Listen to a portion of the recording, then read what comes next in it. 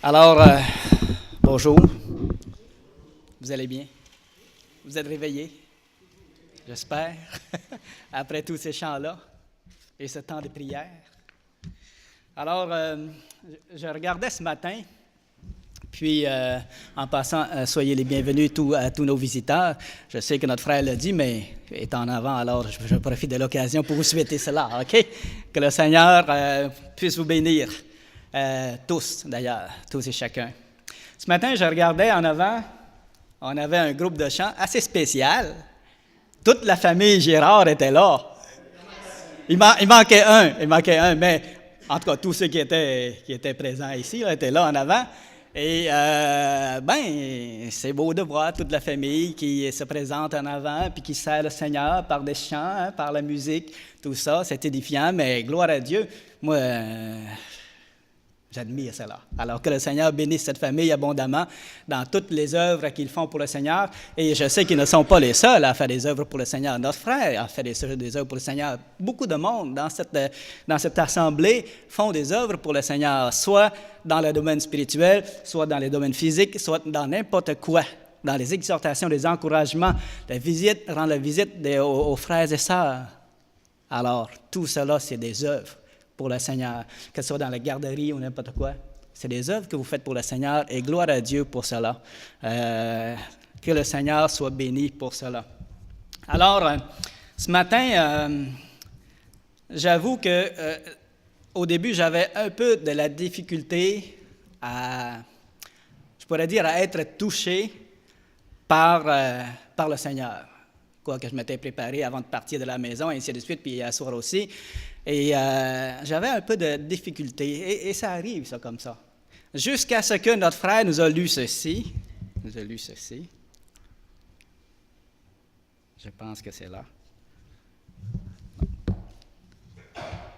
OK. Jusqu'à ce qu'il nous ait lu ceci, au psaume 8. « Éternel notre Seigneur, que ton nom est magnifique sur toute la terre. » Wow! Éternel notre Seigneur, que ton nom est magnifique sur toute la terre. Oui, le Seigneur est un grand Dieu. Hein? C'est lui qui a déployé les cieux dans le ciel, dans toute leur splendeur. C'est lui qui a répandu la vie sur la terre, sur toute la surface de la terre. Même dans les lieux les plus arides, les plus déserts, il y a des êtres vivants là. Si vous regardez un peu les reportages ou découvertes ou qui parlent de la vie sur Terre, eh bien, on voit que même dans des endroits les plus arides, les plus chauds, il y a de la vie sur Terre bien adaptée à cela. Même dans les profondeurs les plus sombres, où il n'y a pas de lumière qui se rende là, il n'y a pas d'oxygène de la surface qui se rende là, mais le Seigneur a pourvu et il y a de la vie dans ces endroits-là. Moi, quand je regarde ça, je dis, Seigneur, comme tu es grand, tu défies de ce que les hommes peuvent appeler les lois de la nature. Le Seigneur fait vivre ses créatures là où il veut. C'est lui le boss. Alors, moi, je suis vraiment... j'ai été touché par cette parole et aussi le dernier chant, je te donne mon cœur, il ne m'appartient plus. Tout ce qu'il y a de meilleur, je te donne à toi, au Seigneur Jésus. Je te donne mon cœur. Alors, j'aimerais que l'on puisse... j'aimerais remettre cela dans les mains du Seigneur. Oui, Père Saint, merci, Seigneur Dieu, de nous guider, de nous diriger ce matin, Seigneur. Merci, Seigneur Dieu, de venir me saisir, prendre possession de mon cœur et de ma bouche aussi pour servir à ta gloire, Seigneur. Je sais que je ne suis rien. Je connais toutes mes faiblesses, Seigneur. Je ne suis pas bavard et je ne parle pas bien.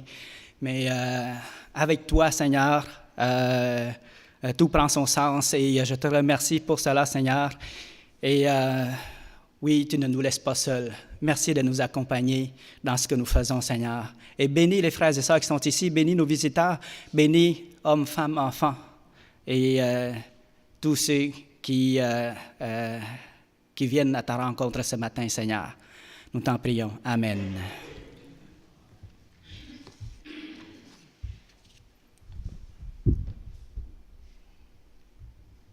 Excusez, je pense que j'ai oublié une feuille. Ah, il est là.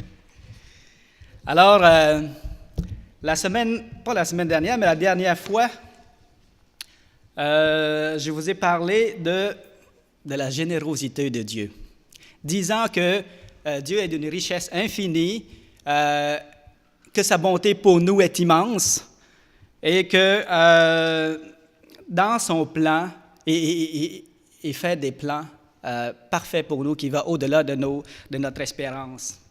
Dans sa générosité, il nous donne au-delà de tout ce qu'on lui demande. Et ce qui est le plus beau là-dedans, c'est que le Dieu nous donnera en abondance et en surabondance sans s'appauvrir d'une miette. OK? Ça, c'est beau, ça? Alors, il n'y a pas de doute. Il n'y a pas de doute. Nous tous qui sommes ici présents et tous ceux qui ont accepté le Seigneur et qui accepteront le Seigneur, il n'y a pas de doute. Nous serons comblés au-delà de toute notre espérance. Soyez certains. Et soyez heureux et soyez bénis en cela. OK? Aujourd'hui, j'aimerais vous parler de la légitimité de Dieu. Un autre aspect du Seigneur.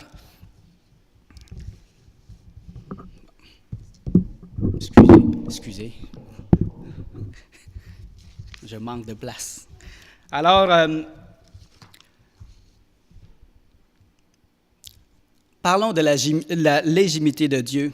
Quoique Dieu nous donne le libre arbitre, la liberté de choisir, de faire ce que nous voulons, il nous dicte ce que nous devons choisir. OK? Le Seigneur nous dicte ce que nous devons choisir. Il va même punir ceux qui ne choisissent pas selon son conseil. Et on peut se poser la question, pourquoi cela? De quel droit Dieu exige-t-il cela? De quel droit? La question ne se pose même pas, mais ce matin, j'aimerais qu'on se la pose. Et pour notre bénéfice à nous, on va parler de la souveraineté de Dieu ensemble afin de le louer et de le glorifier.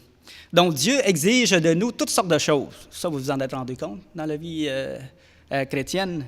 Il exige de nous la louange, l'adoration, l'obéissance, la soumission. Il veut que nous fassions ce qui lui est agréable. Il veut qu'on marche dans la sainteté, dans la justice. Il veut qu'on ait foi en lui, qu'on ait confiance en lui, et etc., etc. Quand on lit la parole de Dieu, la liste est longue. Le Seigneur s'attend beaucoup de nous. Okay? C'est entendu qu'il ne nous laisse pas seuls et nous rend capables de faire sa volonté. Mais tout de même, le Seigneur exige beaucoup de nous. Et on peut se poser la question, est-ce légitime de sa part d'exiger cela? Mettons-nous dans la position de quelqu'un qui ne croit pas au Seigneur. Est-ce légitime de sa part? Dans tout cela, tout en exigeant tout cela de nous, il nous donne le libre arbitre. Il nous donne le choix de faire sa volonté ou pas. Puis ça, c'est un don de Dieu. Un don de Dieu. Le libre arbitre, le choix de faire sa volonté ou pas. Mais c'est là tout le dilemme et le problème de l'homme. Il faut que je décide. Il faut que je choisisse. Quoi décider, quoi choisir.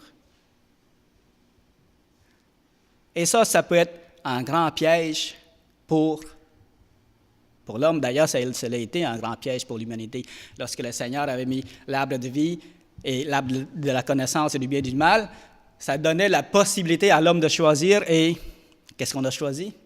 Qu'est-ce qu'Adam et Ève ont choisi? La connaissance du bien et du mal, alors que Dieu les avait interdits de faire cela. Dans Deutéronome, le chapitre 30, le verset 19, ça dit ceci. Je prends aujourd'hui à témoin contre vous le ciel et la terre. J'ai mis devant toi la vie et la mort, la bénédiction et la malédiction. Choisis la vie afin que tu vives, toi et ta postérité. Alors, le Seigneur, dans notre vie, il nous fait face, il nous met devant des choix cruciaux que nous devons faire. Entre autres, un des choix très importants, c'est le choix de l'accepter ou non comme Seigneur, comme Sauveur et comme Dieu. Ça, c'est le premier choix. Et ensuite, de ce choix-là va découler les autres choix. Donc, le Seigneur n'a pas voulu des robots, là, créer des robots qui vont à tous les matins à 6 heures, ils se lèvent, puis ils louent le Seigneur, puis Alléluia, gloire à Dieu, et ensuite, ça dure combien de temps, et ainsi de suite, et tout programmé, là. Non, le Seigneur n'a pas voulu cela. Il a voulu des gens libres qui vont le louer, qui vont l'adorer, qui vont l'aimer de leur propre cœur. Gloire au Seigneur pour cela. Dans Ecclésiaste, le chapitre 12, le verset 1, ça dit ceci. Vous connaissez ce verset-là. « Jeune homme, réjouis-toi dans ta jeunesse, livre ton cœur à la joie pendant les jours de ta jeunesse, marche dans les voies de ton cœur et selon les regards de tes yeux. Mais, sache que pour tout cela, Dieu t'amènera en jugement. » Sache que pour tout cela, Dieu t'amènera en jugement. Donc, on est libre de faire ce qu'on veut. Mais sache que pour tout cela, Dieu t'amènera en jugement. Et ça, c'est la liberté. Ça, et on voit là-dedans le prix de ce libre arbitre que nous avons. Alors, pourquoi en jugement? Pourquoi en jugement? Au fond, si je me mets dans la peau de quelqu'un qui ne croit pas au Seigneur, je pourrais dire, si je décide de ne pas suivre Dieu, c'est mon affaire. C'est mon affaire. Pourquoi devrais-je être puni pour ça? Pourquoi m'oblige-t-il à faire sa volonté? De quel droit exige-t-il cela? OK? On peut se poser cette question-là, mais mon ami, mon cher ami, sache que Dieu a tous les droits. Dieu a tous les droits parce qu'il a créé toutes choses et que toute chose lui appartient. Dieu a tous les droits. Et on va le voir ensemble. Il a le droit de faire vivre et il a le droit de faire mourir. Il a le droit de bénir, il a le droit de juger, de punir aussi. Il a le droit de donner et de reprendre, de construire et de détruire. Dieu a tous les droits. Et dans tout ce qu'il fera, Dieu est juste. Est juste. Et donc, de façon légitime, Dieu a tous les droits dans le ciel et sur la terre. Ce n'est pas un droit qui s'est acquis par la violence ou par la force. Ce n'est pas un droit qui s'est acquis par ruse ou par stratagème. Ce n'est même pas par élection. OK? Il n'a pas besoin d'être élu Dieu par les hommes ni par les anges. Avant même que l'homme existait, avant même que les anges existaient, il était Dieu. Il était Dieu. Il est Dieu parce qu'il est Dieu. Pas parce que quelqu'un approuve sa déité. Et ça, c'est un caractère qui lui est intrinsèque. Il est Dieu parce qu'il est Dieu, qu'on le veuille ou non, qu'on soit d'accord ou pas. Il est Dieu. Et toute la création lui appartient, OK? Étant Dieu, étant créateur, toute la création lui appartient. Et il est juste qu'il exige de nous, nous sommes sa création, nous sommes sa propriété, il est juste qu'il exige de nous obéissance et soumission. Il est juste qu'il exige de nous tout ce qu'il exige, au fait. Mais il n'est pas seulement créateur, il n'est pas seulement puissant, Dieu est bon également, il est juste également. Il va exiger de nous ce qui est juste, ce qui est bon, ce qui est bien. C'est ça qui est merveilleux. C'est ça qui est merveilleux. Imaginez un Dieu puissant, mais qui n'est pas bon, qui est un tyran. On serait foutu à l'avance. Personne ne pourrait s'en sauver. OK? Mais Dieu est bon. Dieu est bon envers sa création. Alors, j'aimerais dire à haute voix ceci. Toute création appartient à son Créateur et toute créature est redevable à son Créateur. Toute créature est redevable à son Créateur. La créature qui ne se soumet pas à son Créateur périra. Parce qu'il a renié son Créateur, celui-là même qui l'a fait.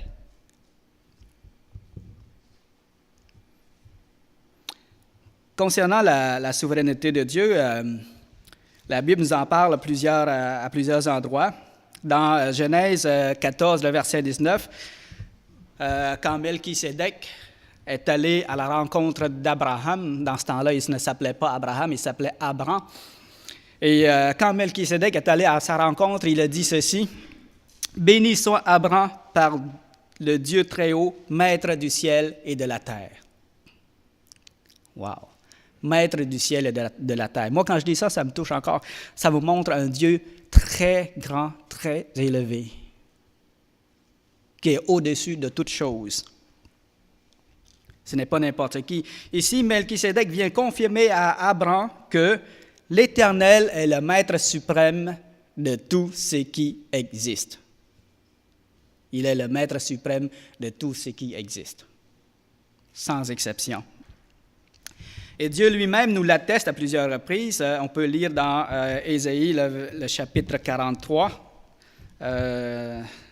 Allons le lire ensemble. Ésaïe, le chapitre 43, le verset 10.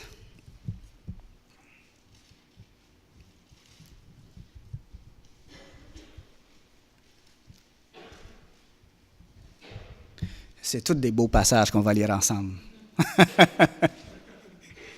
Tout comme le psaume de tantôt qui dit L'Éternel, notre Seigneur, que ton nom est magnifique sur toute la terre. Alors voici ce que le Seigneur va dire de lui-même. Ésaïe 43, le verset 10. Vous êtes mes témoins, dit l'Éternel, vous et mon serviteur que j'ai choisi, afin que vous le sachiez, que vous me croyiez et compreniez que c'est moi. Avant moi, il n'a point été formé de Dieu, et après moi, il n'y en aura point. OK? Avant moi, il n'a point été formé de Dieu, et après moi, il n'y en aura point. C'est moi qui suis l'Éternel. Hors de moi, il n'y a point de sauveur. Le Seigneur a dit, c'est moi qui suis Dieu. Hors de moi, il n'y a point de sauveur. Alors le salut n'est pas dans la force de l'épée, ni la force du cheval, ni dans un abri sûr, parce que tout cela va tomber. Le salut est dans l'Éternel seul. Le Seigneur a dit, hors de moi, il n'y a point de sauveur. C'est moi qui ai annoncé, sauvé, prédit. Ce n'est point parmi vous un Dieu étranger. Vous êtes mes témoins, dit l'Éternel. C'est moi qui suis Dieu. Je le suis dès le commencement. Ce n'est pas les hommes qui l'ont élu Dieu. Ce n'est pas les anges qui l'ont élu Dieu. Personne ne l'a fait. Il est Dieu dès le commencement. Et nul ne délivre de ma main. J'agirai et qui s'y opposera? Qui peut s'opposer à la volonté de Dieu? Personne. Dans 2 chapitres plus loin, Ésaïe 45, le verset 5, ça dit ceci. « Je suis l'Éternel, et il n'y en a point d'autre. Hors de moi, il n'y a point de Dieu. » C'est clair? Hors de moi, il n'y a point de Dieu. Je t'ai saint avant que tu ne me connusses. C'est afin que l'on sache du soleil levant au soleil couchant que hors moi, il n'y a point de Dieu. Je suis l'Éternel, et il n'y en a point d'autre. Magnifique. Un seul Dieu qui est vrai, qui est véritable. Je forme la lumière et je crée les ténèbres. Je donne la postérité et je crée l'adversité. Moi, l'Éternel, je fais ces choses. Que les cieux répandent d'en haut et que les nuées laissent couler la justice. Que la terre s'ouvre et que le salut y fructifie et qu'il en sorte à la fois la délivrance. Moi, l'Éternel, je crée ces choses. Moi, l'Éternel, je crée ces choses. Le Seigneur est en train de dire ici que, regarde, c'est moi qui fais tout ça. C'est moi qui fais pleuvoir. C'est moi qui fais chasser le sol. Malheur à qui conteste avec son Créateur, vase parmi des vases de terre. L'argile dit-elle à celui qui l'a formé, que fais-tu? Et ton œuvre, il n'a point de main. Ici, dans d'autres versions, ça dit ta main est maladroite. Est-ce que l'argile peut dire cela au potier, à celui qui le façonne? Non. Malheur à qui dit à son père, « Pourquoi m'as-tu engendré? » Et à sa mère, « Pourquoi m'as-tu enfanté? » Je crois qu'ici, il fait référence à quelqu'un qui rejette le Seigneur, puis qui ne reconnaît pas que c'est Dieu qui l'a fait. Ainsi parle l'Éternel, le Saint d'Israël et son Créateur. Veut-on me questionner sur l'avenir? Me donner des ordres sur mes enfants et sur l'œuvre de mes mains? C'est moi qui ai fait la terre et qui sur elle a créé l'homme. C'est moi, ce sont mes mains qui ont déployé les cieux et c'est moi qui ai disposé toute leur armée. Alors le Seigneur ici est en train de dire, je suis le maître des œuvres de mes mains. C'est moi le chef, c'est moi le boss. Il n'y a personne qui peut s'opposer, il n'y a personne qui peut me questionner et me dire « Que fais-tu? C'est insensé ce que tu fais. Tu exiges ceci de nous. Tu n'as pas le droit. On est libre. » Personne ne peut s'opposer à la volonté de Dieu. Au verset 18, ça dit ceci encore, j'aime bien lire ces passages que le Seigneur parle de lui-même comme étant le seul vrai Dieu. Le verset 18, « Car ainsi parle l'Éternel, le Créateur des cieux, le seul Dieu qui a formé la terre et qui l'a faite et qui l'a affermie et qui l'a créée pour qu'elle ne fût pas déserte. » Alors on parlait que le Seigneur a répandu la vie sur toute la terre au début. Alors le Seigneur, c'est lui qui a créé la vie, qui l'a répandue sur toute la terre.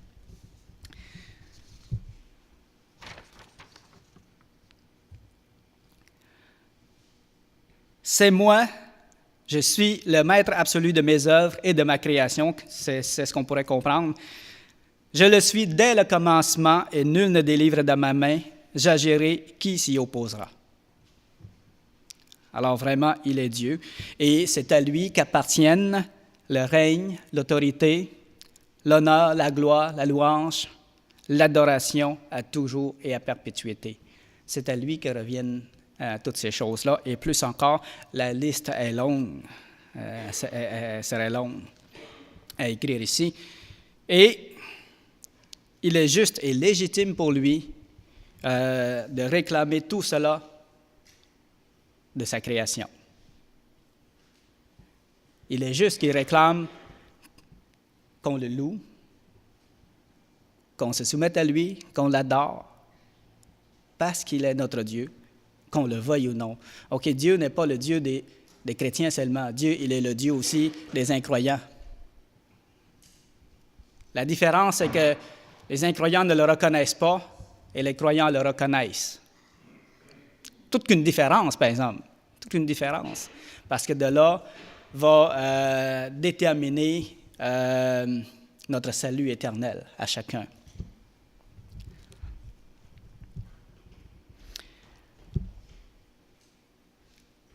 Dans Psaume 97, j'aimerais aller lire ce psaume-là.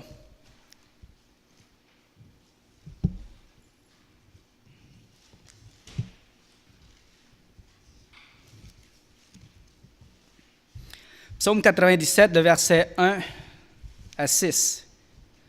Ça dit ceci.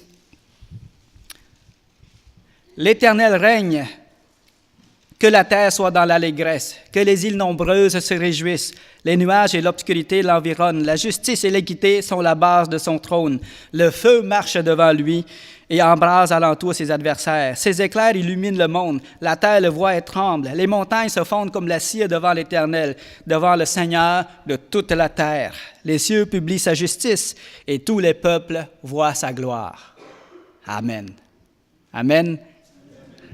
Gloire au Seigneur pour cela. Vous cherchez à en être glorieux et rarissime, vous l'avez ici. Vous cherchez à en être parfait, d'une splendeur sans pareil, vous l'avez ici. OK?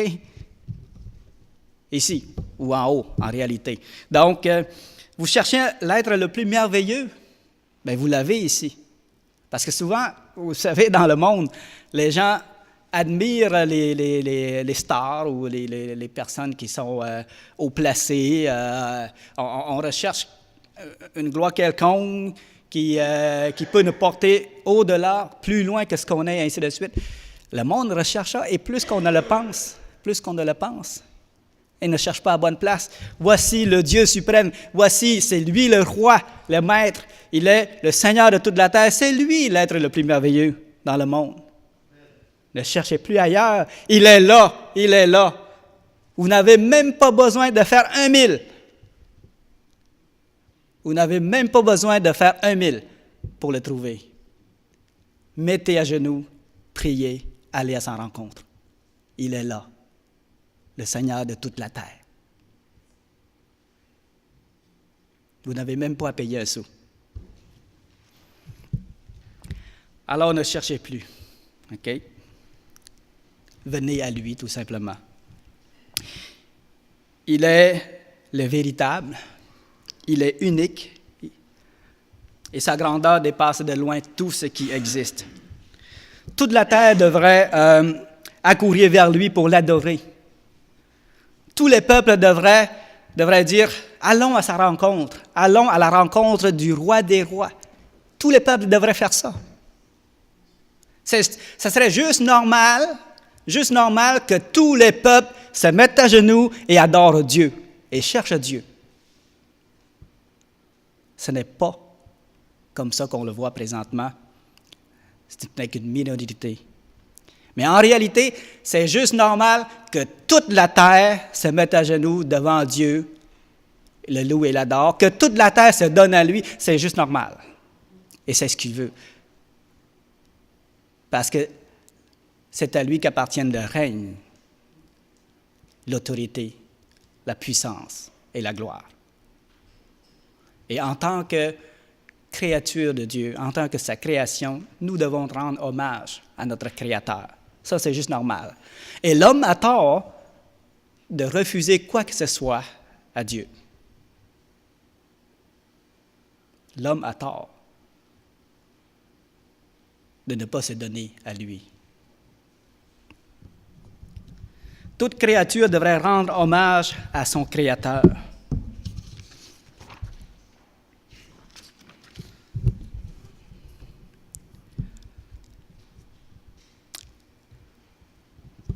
Toute créature est redevable à son Créateur.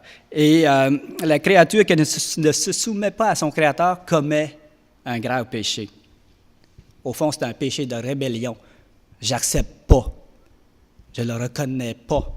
C'est comme si un enfant dirait, après avoir vécu dans le foyer de ses parents, après avoir reçu l'amour de ses parents, après avoir reçu tout le soin que ses parents lui donnent, après tant de choses que ses parents lui ont fait, il dirait, toi, je ne te connais pas. Tu n'es pas mon père. Tu n'es pas ma mère. Quel sentiment que vous avez à ce moment-là? Tout l'amour que vous avez porté à cet enfant. Y a-t-il quelque chose qui va justifier le fait qu'il rejette ses parents? C'est pour ça que dans la parole de Dieu, le Seigneur a dit, « Malheur à celui qui dit à son père, pourquoi m'as-tu engendré? À sa mère, pourquoi m'as-tu enfanté? » Pourquoi une créature dirait à Dieu, « Pourquoi m'as-tu fait? Je ne te veux pas. Je ne veux pas de cette vie que tu m'as donnée. »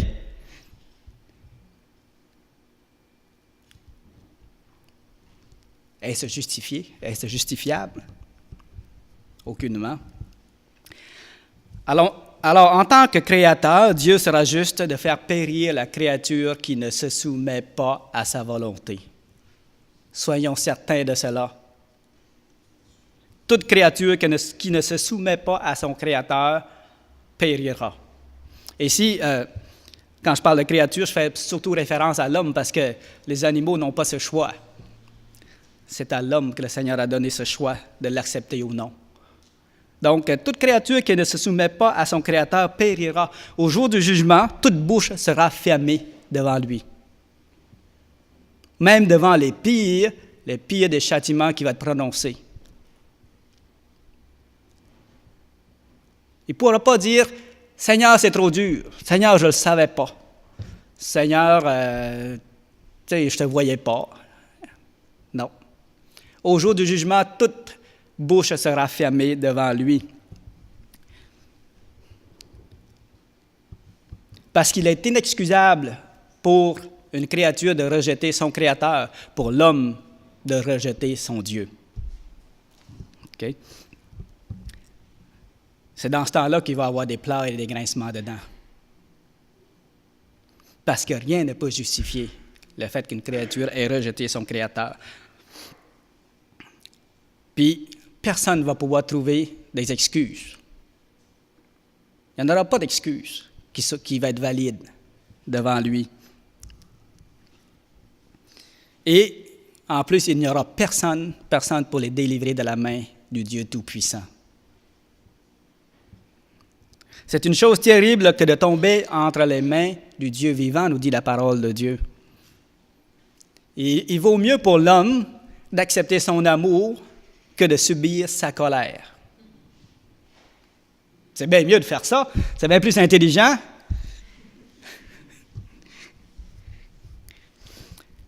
Donc aujourd'hui, c'est jour de grâce. Aujourd'hui, Dieu pardonne, mais il n'en sera pas ainsi au jour du jugement.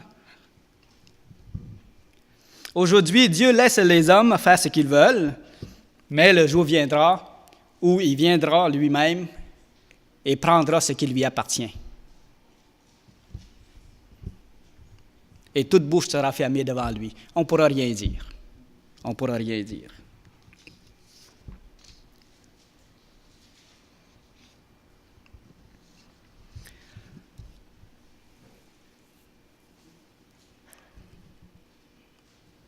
Alors, Dieu veut qu'on le loue et qu'on l'adore. Est-ce qu'il est juste de demander cela? Oui, monsieur. Est-ce qu'il est digne? Oui, madame. Il est tellement digne que si les hommes ne le feraient pas, les pierres le feraient. Vous vous souvenez de la parole du Seigneur Jésus dans Luc 19, quand ses disciples louaient le Seigneur, ils étaient tous dans la joie et criaient. Et ça a dérangé les pharisiens. Les pharisiens disent au Seigneur, « Maître, reprends tes disciples. » Puis qu'est-ce que le Seigneur a répondu? Exact. S'ils se taisent, ces pierres loueront. Ces pierres crieront. Ils crieront comment? Ils crieront de louange. S'ils se taisent, ces pierres crieront. De toute façon, Dieu sera loué, que ce soit par nous. Si ce n'est pas par nous, ça va être par d'autres personnes. Mais il sera loué. Dieu va tirer gloire de toute sa création. Mon absence ne ternira pas la gloire de Dieu. Okay? Si je ne suis pas là pour le louer, ça ne fera pas briller le Seigneur moins. Dieu continuera à briller comme il brillait avant, même si je ne suis pas au rendez-vous. Et si je ne suis pas au rendez-vous, c'est moi le pire. C'est moi le pire.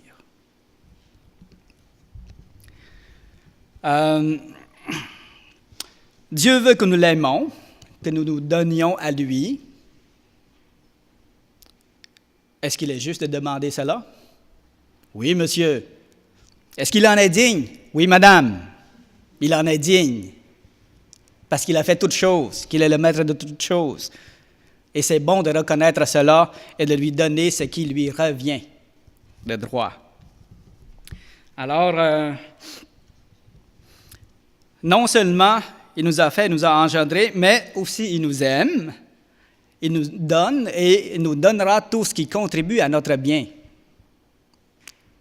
Ce n'est pas un tyran, ce n'est pas un Dieu tyran qui va s'amuser à faire souffrir sa création. Non, non.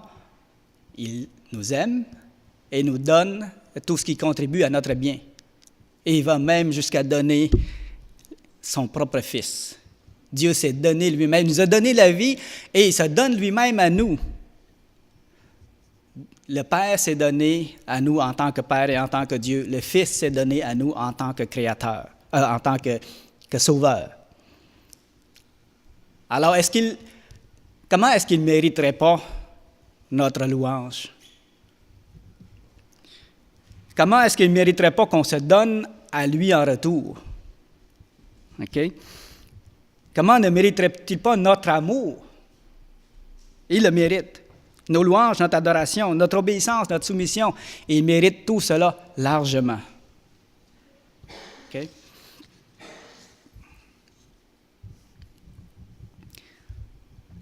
Alors, là, j'étais un peu mêlé dans mes notes.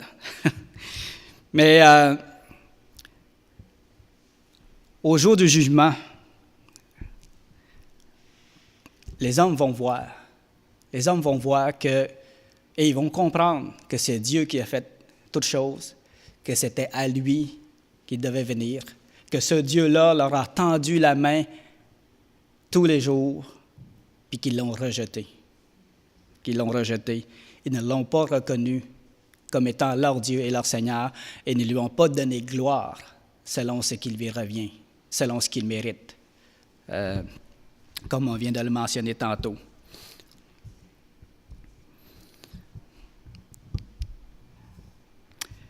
Parce qu'il est créateur et maître, moi je déclare que Dieu a tous les droits. Il a tous les droits. Il a la légitimité sur toute chose. Dans le ciel et sur la terre, dans la mer et même sous la terre, Dieu a tous les droits. Dans ma vie, comme dans la vie de mes enfants, comme dans la vie de ma femme, Dieu a tous les droits. Il faut dire cela, il faut reconnaître cela. Dieu a tous les droits dans ma vie, dans la vie de mes enfants, dans la vie de ma femme, dans la vie de tous ceux qui m'entourent, dans tous les aspects de ma vie. Dieu a tous les droits, dans la vie du croyant comme dans celle de l'incroyant, dans la vie des grands et puissants comme dans celle du misérable et du pauvre. Dieu a tous les droits. Vrai ou pas vrai? Heureux l'homme qui a consenti à cette réalité. C'est pas tout le monde qui est d'accord avec ça. Beaucoup contestent contre leur Créateur. Mais heureux l'homme qui a consenti à cette réalité et qui laisse Dieu régner dans sa vie.